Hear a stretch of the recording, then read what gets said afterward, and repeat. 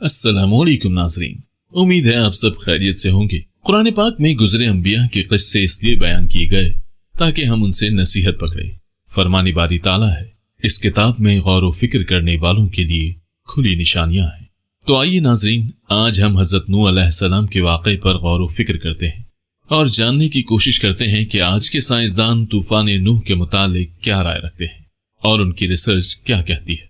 नाज़रीन कराम, हज़रत नूह अलैहिस्सलाम का किस्सा कुरान पाक की मुख्तलिफ आयात में बयान हुआ है। इस वाक़े का जिक्र न सिर्फ कुरान में है बल्कि बाइबल में भी इसकी तफसील मौजूद है। इसी वजह से ईसाई साइंसदान इस वाक़े में खास दिलचस्पी रखते हैं और इस पर रिसर्च भी करते रहते हैं।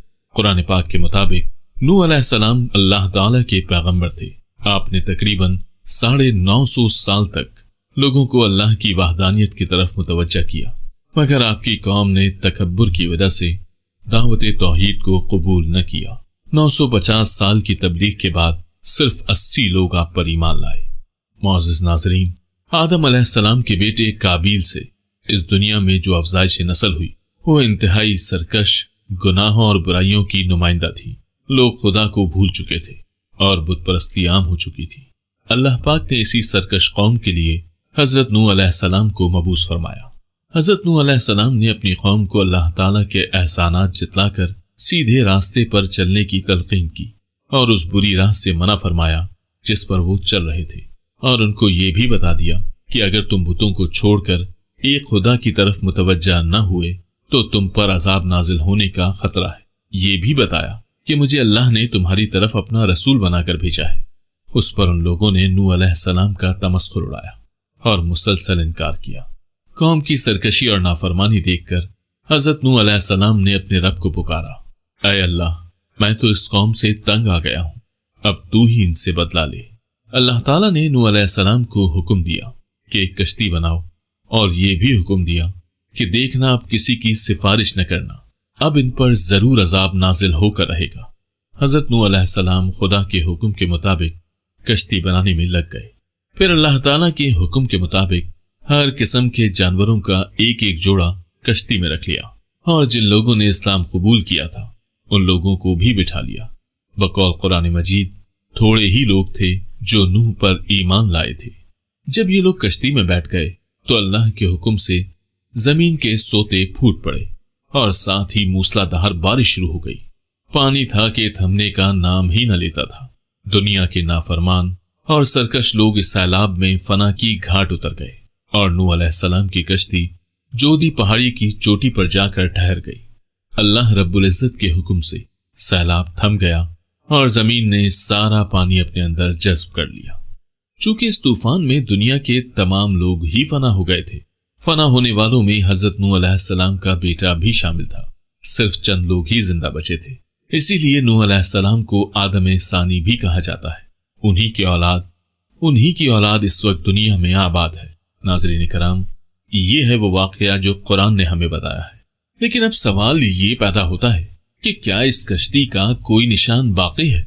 अब जबकि साइंसदान कायनात के इर्तिकाई मराहिल को जानने और परखने के भी काबिल हो चुके हैं, तो ये कैसे मुमकिन है कि तूफान नूह की वाक़यात पर तहकीक की कोशिश न करें? एक सवाल ये भी पैदा होता है कि क्या यह सैलाब इलाकाई था जो सिर्फ एक इलाके तक महदूद था या आलमी था? ऐसे बहुत से सवालों के जवाबात के लिए हमारे साथ कंटिन्यू रहिएगा। और अगर आपने अभी तक हमारा चैनल सब्सक्राइब नहीं किया तो अभी सब्सक्राइब कर लें और बेल के निशान को भी क्लिक कर दें ताकि हमारी आने वाली हर वीडियो का नोटिफिकेशन आपको बर वक्त मौसूल हो जाए। शुक्रिया। नाज़रीन कराम, जैसा कि हमने आपको बताया कि तूफान नूह का तज़किरा सिर्फ कुरान मजीद में ही नहीं बल्कि बाइबल में भी बहुत तफसील से है।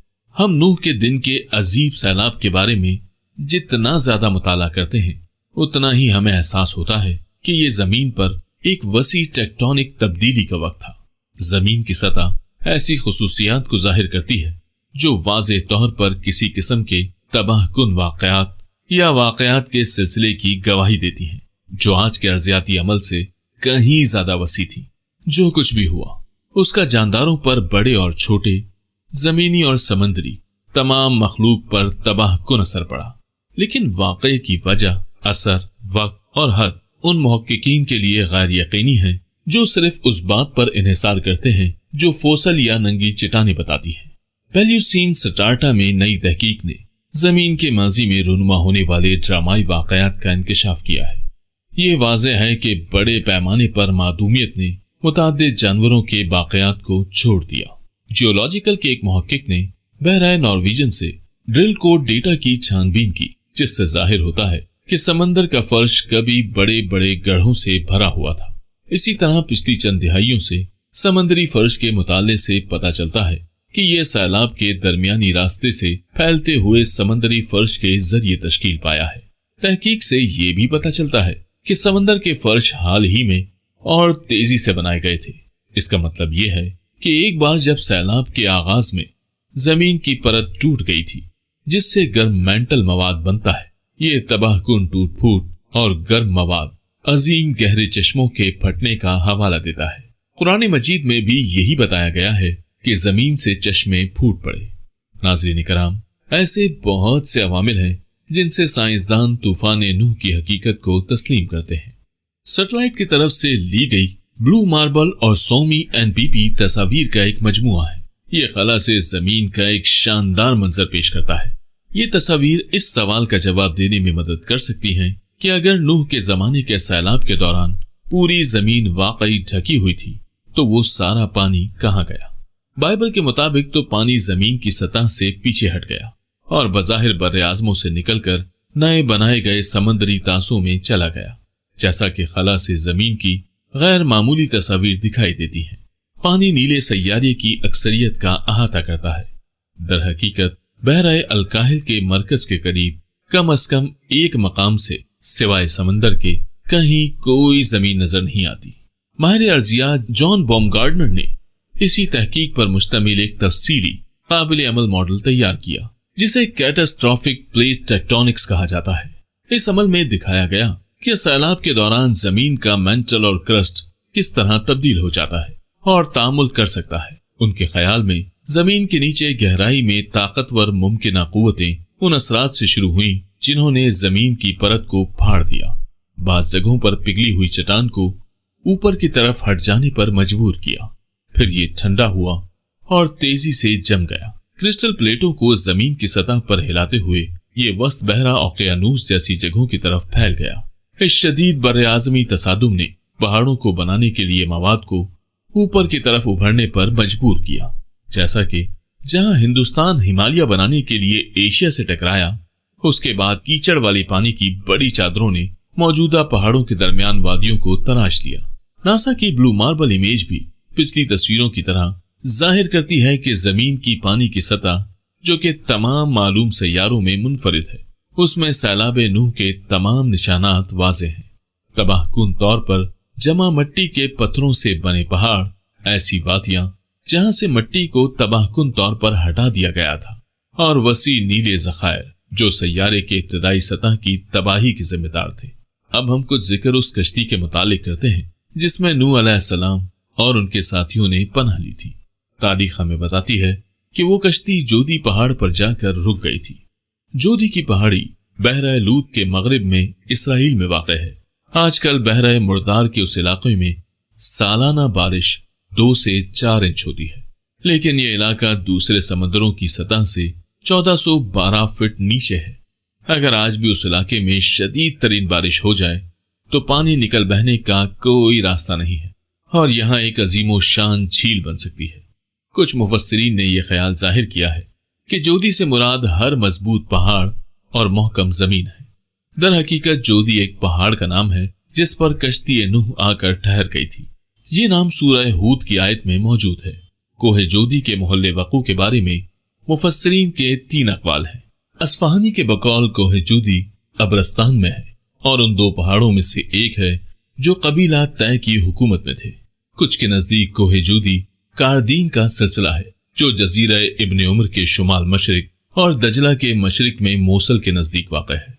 अरब के जोग्राफिया दानों ने भी कुरान में मज़कूरा कोहे जोदी को यही पहाड़ करार दिया है और कहा है कि कश्ती नूह के तख्ते के कुछ टुकड़े बनी अब्बास के जमाने तक उस पहाड़ की चोटी पर मौजूद थे और मुशरिकीन उनकी जियारत किया करते थे। बाइबल की दास्तानों में तूफान नूह की दास्तानों से मुशाबा भी एक दास्तान मौजूद है। अब एक सवाल जो जहन में आता है کہ یہ سیلاب مقامی تھا یا عالمی؟ تو ناظرین کرام، یہاں مقامی سیلاب کے بجائے عالمی سیلاب کی حمایت میں کہیں زیادہ ثبوت ہے، جو منطقی طور پر درست ہے، کیونکہ ایک مقامی علاقے پر 40 دن تک بلا تعطل بارش کا ہونا ناممکن ہے۔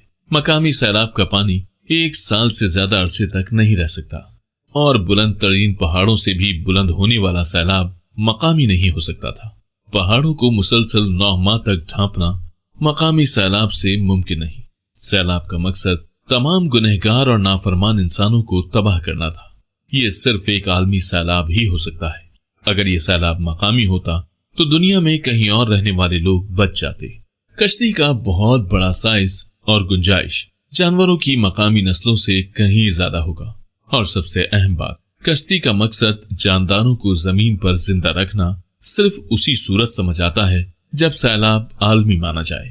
اس کے علاوہ نوح علیہ السلام اور ان کا خاندان سیلاب زدہ علاقے سے دور کسی علاقے میں ہجرت کر سکتے تھے۔ ایک کشتی بنانے میں 120 سال صرف کرنے کی ضرورت نہیں تھی۔ ان تمام حقائق سے یہی ثابت ہوتا ہے کہ طوفان نوح مقامی سیلاب نہیں تھا، بلکہ پوری دنیا میں وقوع پذیر ہونے والا عالمی طوفان تھا۔ تو ناظرین، کیسی لگی آپ کو ہماری آج کی یہ ویڈیو؟ ہمیں اپنی رائے کمنٹس باکس میں ضرور دیجیے گا۔ پھر ملیں گے کسی اور ویڈیو میں کسی نئے ٹاپک کے ساتھ۔ اللہ نگہبان۔